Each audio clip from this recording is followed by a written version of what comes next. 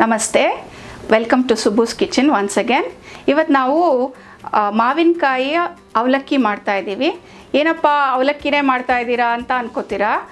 ಯಾಕೆ ಅಂದರೆ ಇದು ದಿಢೀರ್ ಅಂತ ಮಾಡ್ಬೋದು, ಅದಕ್ಕೆ ಇದನ್ನು ಮಾಡ್ತಾ ಇರೋದು. ಯಾರಾದರೂ ಬಂದರೆ ಇಮಿಡಿಯೇಟಾಗಿ ಸರ್ವ್ ಮಾಡೋಕ್ಕೆ ದಿಸ್ ದ ಈಸಿಯೆಸ್ಟ್ ಟಿಫಿನ್. ಈಗ ನೋಡಿ, ಫಸ್ಟ್ ಬೇಕಾಗಿರೋ ಪದಾರ್ಥ ಗಟ್ಟಿ ಅವಲಕ್ಕಿ. ಗಟ್ಟಿ ಅವಲಕ್ಕಿನ ನಾನು 1 ಕಪ್ ಫುಲ್ ತೊಗೊಂಡಿದ್ದೀನಿ.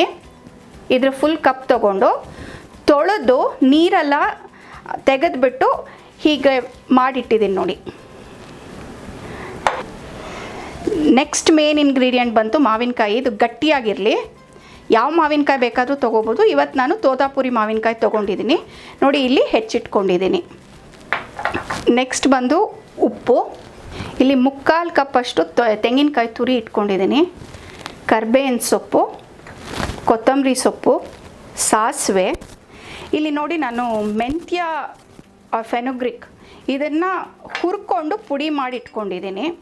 ಅಸಾಫೋಟಿಡಾ ಅವ್ರು ಹಿಂಗೆ ಇಟ್ಕೊಂಡಿದ್ದೀನಿ. ಪೀನಟ್ಸ್, ಒಣಮೆಣಸಿನ್ಕಾಯಿ. ಇದರಲ್ಲಿ ಒಂದೇ ಒಂದು ಹಸಿ ಮೆಣಸಿನ್ಕಾಯಿ ಇಟ್ಕೊಂಡಿದ್ದೀನಿ, ದ್ಯಾಟ್ ಈಸ್ ಆಪ್ಷನಲ್. ಇಲ್ಲಿ ಎಣ್ಣೆ, ಉದ್ದಿನಬೇಳೆ, ಟರ್ಮರಿಕ್, ಕಡಲೆಬೇಳೆ. ಬನ್ನಿ ಹೇಗೆ ಮಾಡೋದು ಅಂತ ನೋಡೋಣ. ಈಗ ನೋಡಿ, ನಾನು ಎಲ್ಲ ಪದಾರ್ಥನೂ ತೋರಿಸಿದೆ. ಅದರಲ್ಲಿ ಇಷ್ಟು ಪದಾರ್ಥ ತಗೊಂಡು ನಾವು ಚಟ್ನಿ ಮಾಡ್ಕೊಳ್ಳೋಣ. ನೀರಿಲ್ಲದೆ ಚಟ್ನಿ ಮಾಡ್ಕೋಬೇಕು. ಅದಕ್ಕೆ ಬೇಕಾಗಿರೋ ಪದಾರ್ಥಗಳು ಸಾಸಿವೆ, ಮಾವಿನಕಾಯಿ, ಮೆಂತ್ಯದ ಪುಡಿ, ಮೆಣಸಿನಕಾಯಿ, ಇಂಗು, ಅರಿಶಿನ ಹಾಗೂ ತೆಂಗಿನಕಾಯಿ ತುರಿ.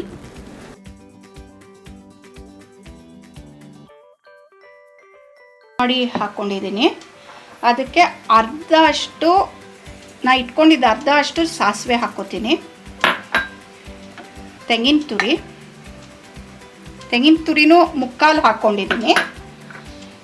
This is a pinch off methi powder, ಅರಿಶಿನ, ಒಣಮೆಣಸಿನ್ಕಾಯಿ ಎಷ್ಟು ಇಟ್ಕೊಂಡಿದ್ನೋ ಅಷ್ಟು ಹಾಕ್ಕೋತಾ ಇದ್ದೀನಿ. ಮೇನ್ ಇಂಗ್ರೀಡಿಯೆಂಟ್ ಇಸ್ ಇಂಗು, ಘಮ ಬರೋಕ್ಕೆ. ಈಗ ಇದನ್ನು ನಾವು ನೀರಿಲ್ಲದೆ ರುಬ್ಕೊಳ್ಳೋಣ. ಈಗ ನೋಡಿ, ಇದನ್ನು ಮುಚ್ಚಿದ್ದೀನಿ. ಈಗ ಇದನ್ನು ಗ್ರೈಂಡ್ ಮಾಡ್ಕೊಂಡು ಬರೋಣ ವಿತೌಟ್ ವಾಟರ್. ನೋಡಿ, ಈಗ ರುಬ್ಬಿದ್ದೀನಿ ನೀರಿಲ್ಲದೆ. ನೋಡಿ ಈ ಚಟ್ನಿ ಹೇಗಾಗಿದೆ ಅಂತ. ಬನ್ನಿ ಮುಂದೆ ಏನು ಮಾಡಬೇಕು ಅಂತ ನೋಡೋಣ. ಈಗ ನೋಡಿ, ಬಾಣಲಿ ಇಟ್ಕೊಂಡಿದ್ದೀನಿ. ನಾನು ಗ್ಯಾಸ್ ಆನ್ ಮಾಡ್ಕೋತೀನಿ. ಮೀಡಿಯಮ್ ಫ್ಲೇಮಲ್ಲೇ ಇಟ್ಕೊಂಡಿದ್ದೀನಿ. ಫಸ್ಟು ಬೇಕಾಗಿರುವ ಪದಾರ್ಥ ಎಣ್ಣೆ. ಒಂದು 2 ಟೇಬಲ್ ಸ್ಪೂನ್ ಅಷ್ಟು ಎಣ್ಣೆ ಒಂದು ಸ್ವಲ್ಪ ಕಾಯಬೇಕು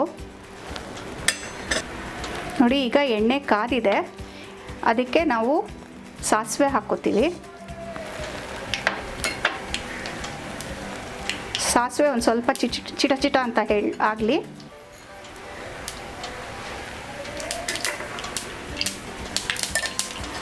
ಆಮೇಲೆ ಕಡಲೆಬೇಳೆ. ನೀವು ಗ್ಯಾಸ್ ಲೋ ಮಾಡ್ಕೊಳ್ಳಿ.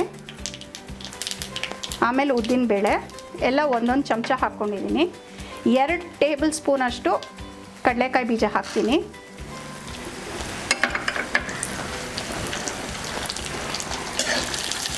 ಈಗ ಕಡಲೆಕಾಯಿ ಬೀಜ ಬ್ರೌನ್ ಆಗೋವರೆಗೂ ಹುರಿಬೇಕು.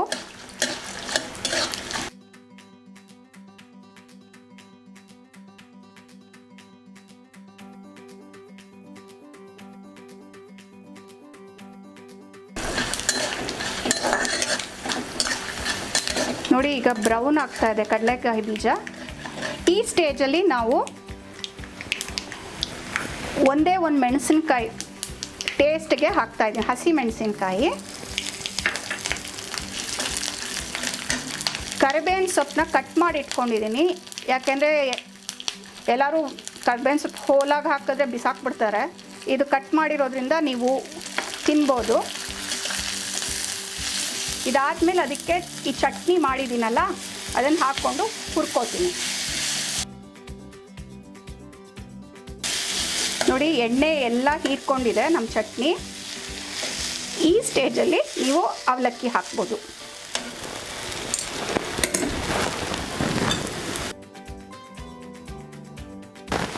ರುಚಿಗೆ ತಕ್ಕಷ್ಟು ಉಪ್ಪು ಹಾಕಬೇಕು. ನಾನು ಒಂದು ಸ್ಪೂನ್ ಅಷ್ಟು ಉಪ್ಪು ಹಾಕಿದ್ದೀನಿ. ಆಮೇಲೆ ಕಟ್ ಮಾಡಿರೋ ಕೊತ್ತಂಬರಿ ಸೊಪ್ಪು,